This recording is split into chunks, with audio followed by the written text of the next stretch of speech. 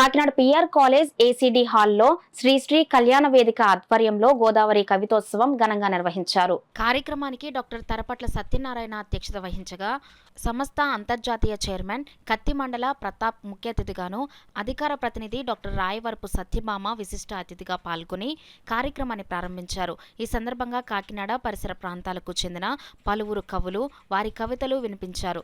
ఈ సందర్భంగా డాక్టర్ రాయవరపు సత్యభామ మాట్లాడుతూ సంగీత, నృత్య, సాహిత్య కళలను భవిష్యత్ తరాలకు అందించేందుకు డాక్టర్ రాయవరపు సత్యభామ కళావేదిక ఆధ్వర్యంలో పలు కార్యక్రమాలను నిర్వహిస్తున్నట్లు వెల్లడించారు.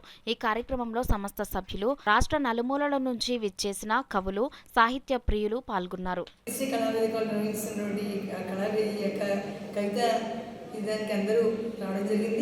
అంటే ఈ యొక్క జిల్లాల నుంచి ప్రతి ఒక్కరూ తమ యొక్క కవితల్ని కూడా వాళ్ళు చెప్పడం జరుగుతుంది. ఖచ్చితంగా ఎందుకంటే ఇలాంటి కవితల్ని ముందుకు తీసుకోవాల్సిన అవసరం ఎంతైనా ఉంది.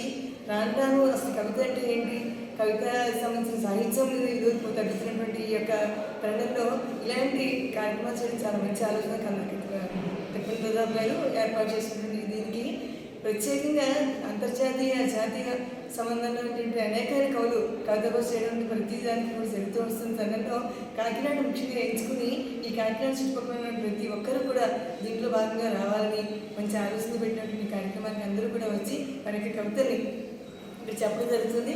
అదేవిధంగా మా సచివాలయ సేవా సంఘం ద్వారా కూడా ఈ యొక్క అధికార ప్రతినిధికి శ్రీ కళావేదిక అధికార ప్రతినిధికి నేను కూడా ఈరోజు ఏర్పాటు చేసిన ఈ కవితా గోష్ఠికి నేను కూడా రావడం జరిగింది. తప్పకుండా మా సహాయ సహకారం అందిస్తూ ఇలాంటి వాటిని ప్రోత్సహించడం మా యొక్క ఆలోచన ముందుకు